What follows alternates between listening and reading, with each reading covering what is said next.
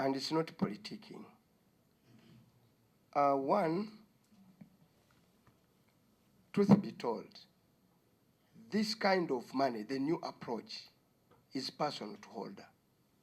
It's between the giver and the receiver. You and I are all citizens of this country. You've done your part.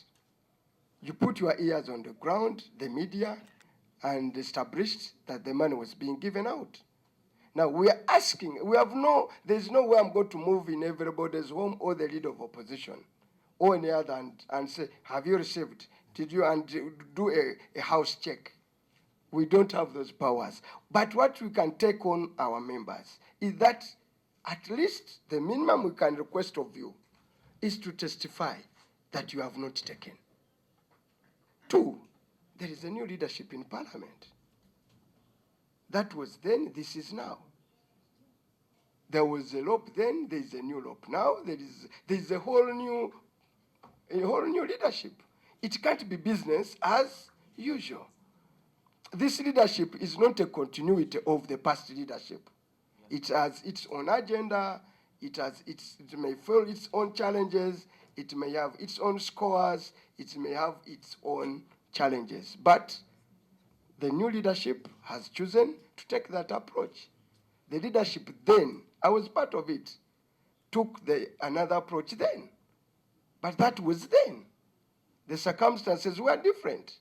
Now the circumstances are, unless you are saying, as it were, we become part of the general public psyche now to be indifferent and cynical.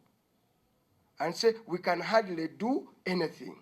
We are not part of the cynic public. We are not part of the indifferent public. We are condemning it. But there also the common thing that all leaderships have done.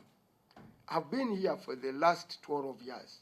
At every turn when the General 7 has chosen this approach, there's been a reasonable group of members of Parliament that have stood and said no to him. I've been here, and I'm proud of them. And they are here. They are saying we will not receive it.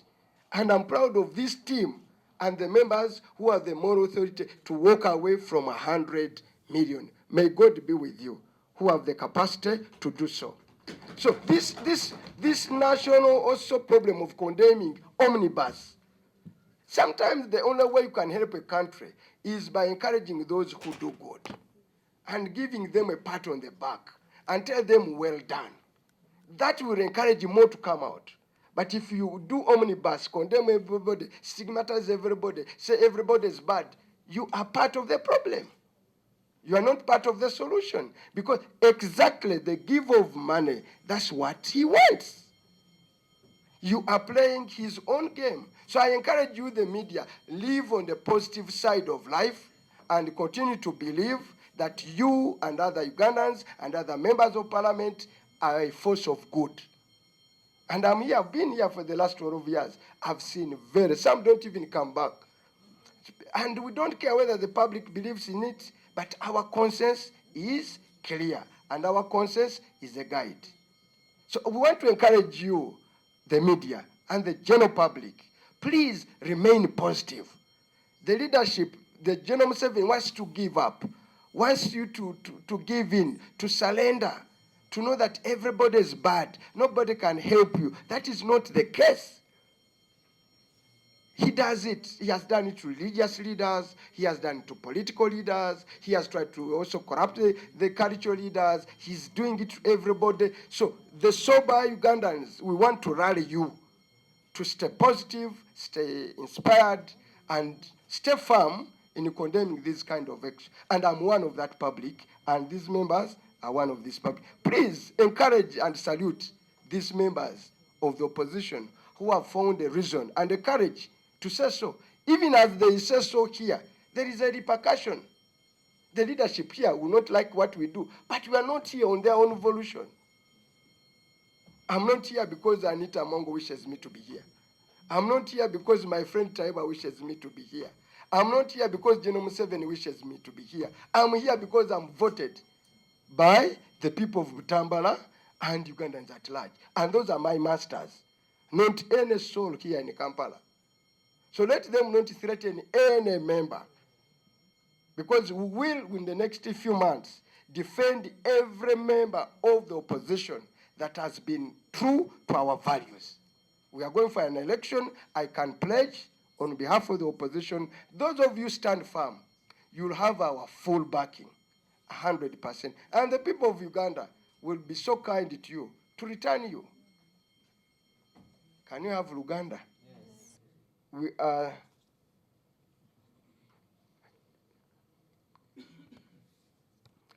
tuyisiza buli omu agenda kusayininga awulira nti teyazifunye era nga tojja kuzifuna jangu oteekeko omukono.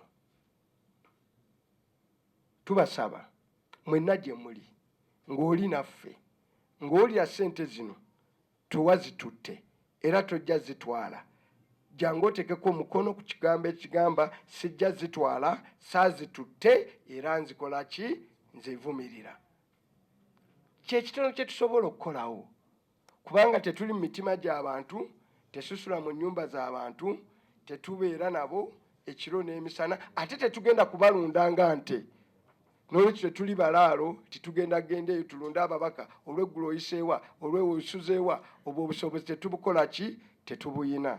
N'olwekyo tubasaba mujje muteekeko omukono. Amannya gonna kigenda tutwalira, tetulina budde bungi ku luno era buli omu talowooza nti tugenda mulinda.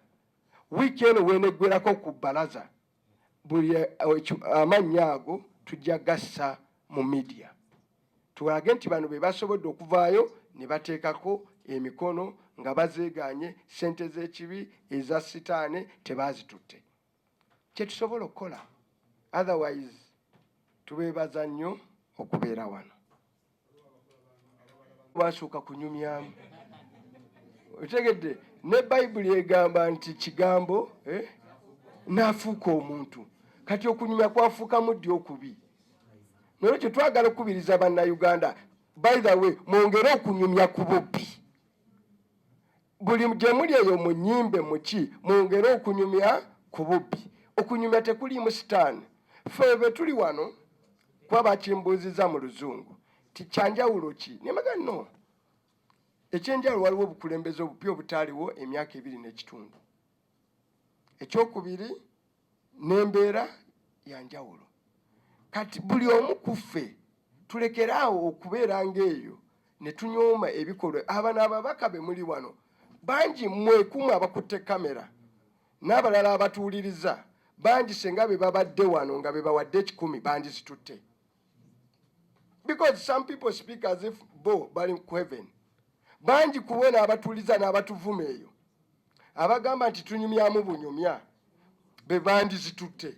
Kati bano abazitutte lwaki temubeera nga bamazima bo ne muba praisinga abatazitutte ne mubayitako abazira?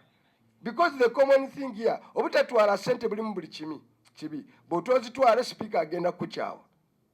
Ayinza n'okumalako ebbanga erinaddako nga takuwa kwogera.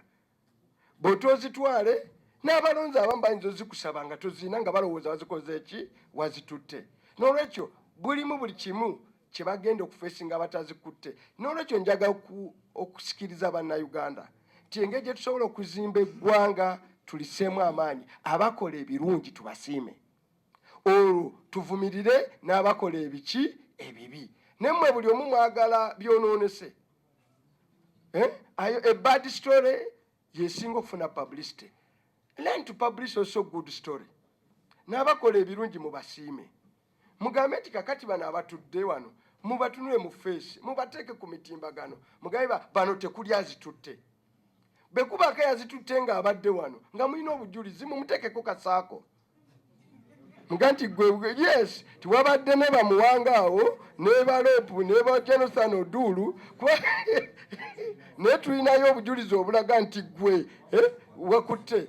Bw'obanga naawe oli w'amazima, naawe bw'omuteekako ng'amazima oli mu byabufuzi kuba omwesimbyeko, naawe ofaanana oli yatutte ssente. Because you are also killing an innocent person. So let all of us raise to that standard as a country. Common standard, ey'okutumbula abo abakoze ebirungi n'okuvumirira ebibi. It's every citizen's duty. Buvunaanyizibwa bwa buli munnansi. Kubanga nange ensena nyinayo oluguudo lw'entambulako nzekka. Nyinako eddwaliro lye ngendamu nga nze ndwaliramu nzekka oba bano mwe balwalira. Tulinayo amasomero exclusively nti gasomesa baana baba. So sente zino ze babba zaffe, za maama, za taata, za baganda bange, za bannayuganda. N'olwekyo tubeere n'obusobozi